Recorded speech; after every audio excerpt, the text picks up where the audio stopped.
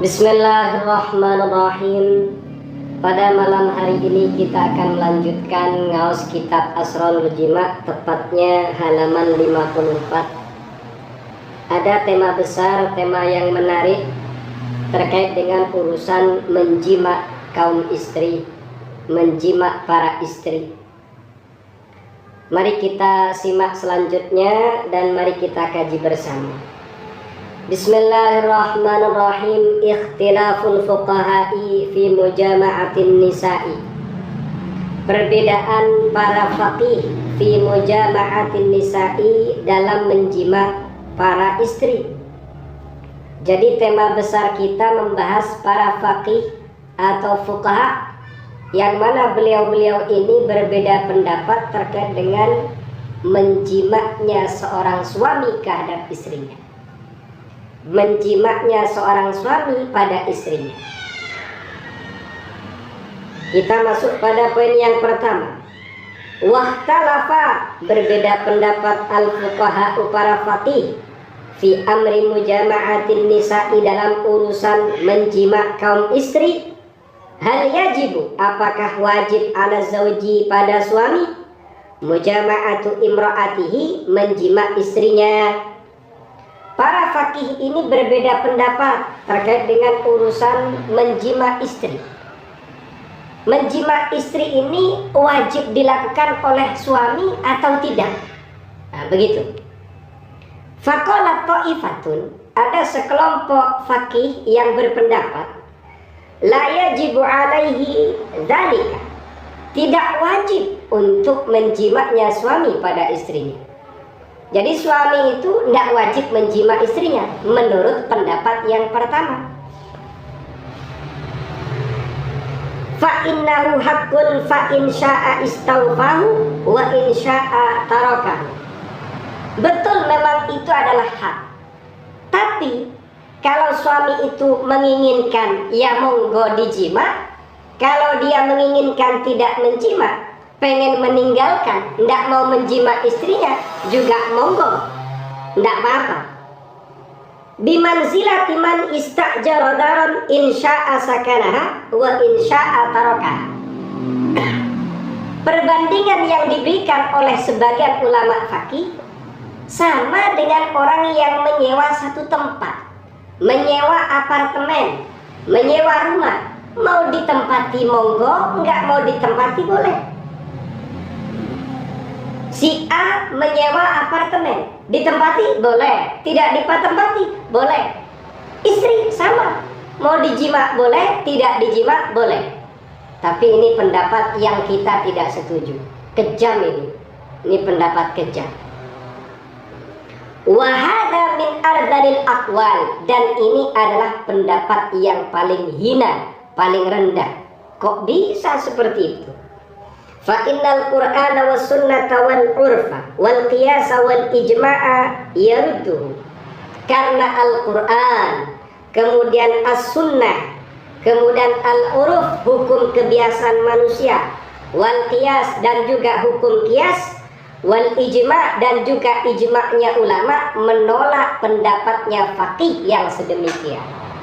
Jadi pendapat yang pertama ini mengatakan seorang suami menjima' istrinya ini bukanlah keharusan.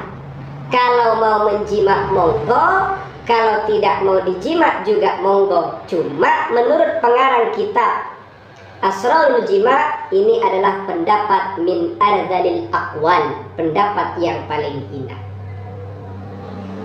Amal Quran, kita masuk pada dalil Al-Quran.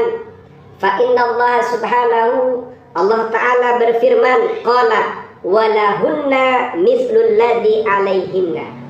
Walahunna, bagi para istri, mithlul ladzi alaihinna, seperti apa yang menjadi kewajiban bagi mereka. Artinya kalau lahunna berarti sesuatu yang bermanfaat, mereka juga mendapatkan haknya, sama seperti pekerjaan, sesuatu yang menjadi kewajibannya. Seperti itu.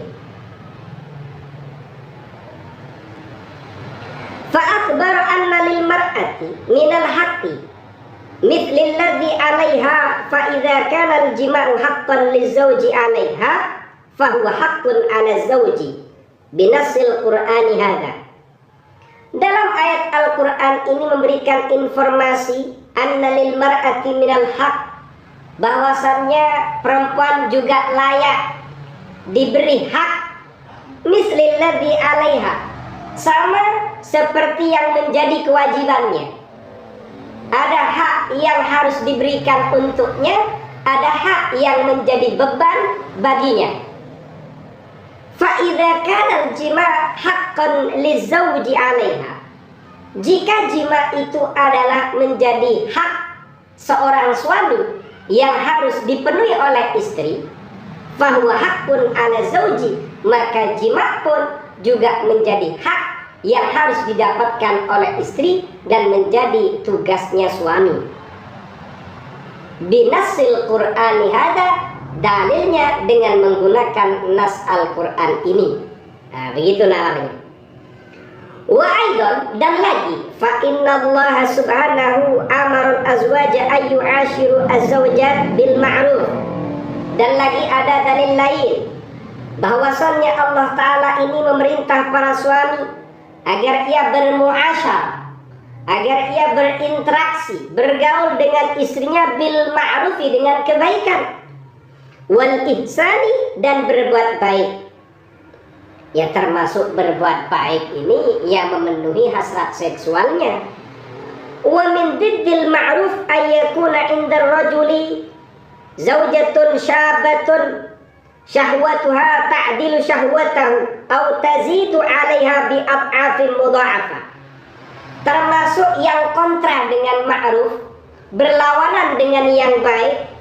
Misalnya ada seorang suami yang memiliki istri masih muda, syabah, pemudi, masih umur 20 tahunan, 21 sampai 28. Kemudian syahwatnya perempuan ini sama dengan syahwatnya sang suami, atau bahkan ada seorang istri itu yang syahwatnya malah melebihi suaminya, berlipat-lipat. Kama huwa maklum, sebagaimana sudah dimaklumi. Memang menurut sebagian pendapat syahwatnya perempuan itu lebih dahsyat daripada kaum suami. Wala yudhiquha ladzatal wat'i marratan wahidatan. Dan kabar buruknya ternyata suami ini tidak memberikan rasa dalam urusan wati, tidak mempersilahkan istrinya untuk mencicipi nikmatnya jima. Marratan wahidatan, sekali saja, itu ternyata tidak diberi kesempatan untuk mencicipinya. Wa man za'ama anna hadhi minal ma'ruf kafahu tabquhu wa hamquhu raddan alaihi.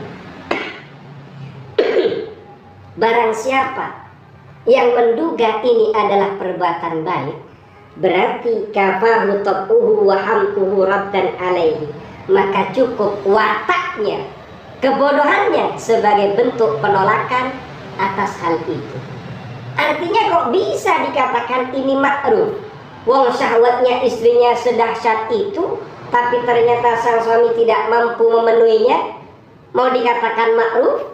Mau dikatakan bergaul dengan ma'ruf, mu'asyarah bil ma'ruf? Tidak. Buktinya istrinya tidak terpenuhi secara seksual. Seperti itu. Wa innama abahallahu subhanahu lil azwaj imsaka nisa'ihim ala hadzal wajhil karim la ala ghairi. Hanya saja Allah Ta'ala itu memperbolehkan pada kaum suami apa yang diperbolehkan oleh Allah, imsaka nisa'ihim ala hadzal wajhil karim, menahan, mempertahankan istri-istri mereka dengan cara yang baik, la ala ghairi, bukan dengan cara yang lain. Kamu berani menikah, berani menahan seorang istri. Bahkan dalam hadis dijelaskan, gambaran seorang istri setelah dinikahi oleh seorang suami ini sama dengan tawanan. Kamu menahannya. Boleh kamu menahan dengan menikahinya, tapi dengan yang baik. Dia butuh makan, kasih makan. Butuh jima, kasih jima. Jangan kemudian dibiarkan, tidak dihiraukan. Ini kacau. Faqala ta'ala, Allah Ta'ala berfirman, fa imsakum bima'ruf, imsak dengan ma'ruf. au tasrihum biihsan, atau melepas menceraikannya biihsanin dengan perbuatan baik. Ini syarat yang disyarai oleh muallif kitab Asrarul Jima sebagai serangan balik, sebagai counter pada pendapat faqih yang pertama. Kemudian kita masuk pendapat yang kedua. Wa qala ta'ifatun, sekelompok faqih yang lain berpendapat, yajibu alaihi waqtuha fil umri marratan wahidatan, wajib bagi seorang suami menjima istrinya selama dia hidup, fil umri, selama dia hidup, marratan wahidatan, sekali saja. Jadi kalau sekali saja itu hukumnya wajib menurut pendapat faqih yang ini. Liyastakirra laha bidzalika as-sadaq, karena dengan hal itu kemudian as-sadaq, mas kawin ini betul-betul mustaqil, menetap. Wa hadza aidan qaulun batilun, ini juga pendapat yang batil, pendapat yang tidak benar. Berarti jima itu bandingannya hanya dengan urusan mas kawinnya. Ini kan pendapat yang batil. Masa jimanya cuma sekali yang wajib dalam seumur hidupnya? Fa'innal maksuda innama huwal mu'asyara bil ma'ruf. Yang dimaksud itu loh sebenarnya al mu'asyara bil ma'ruf, berinteraksi, bergaul dengan istri, bermuasyarah dengan istri bil ma'ruf, dengan kebaikan. Kalau muasyarah bil ma'ruf masa dijima sekali terus besok nggak dijima lagi? Kan kacau, nganggur itu kan, farjinya nganggur. Wasadaq awil mahru dakhala fil aqdi ta'ziman li hurmati wa farqan bainahu wa bainas sifat. Kemudian mas kawin itu hubungannya bukan urusan jima sebenarnya. Mas kawin atau mahar itu masuk pada urusan akad sebagai bentuk penghormatan dan sebagai bentuk pembeda antara perempuan yang dinikahi secara syar'an wa baina sifat, dan antara perempuan yang dijima dengan tanpa kitab was sunnah. Artinya kalau sifat itu adalah pernikahan, perkawinan, tapi tidak melalui pernikahan yang syar'i. Nah, pembedanya di situ. Dengan kamu ngasih mas kawin, berarti kamu ini menikahi dengan akdan syar'iyah. Tapi kalau kamu tidak kasih mas kawin, ya berarti kamu tidak mengikuti aturan Al-Quran dengan al-hadis, tidak sesuai dengan syariat. Fawujubul maksud bin nikah aqwa min wujubis sadaq.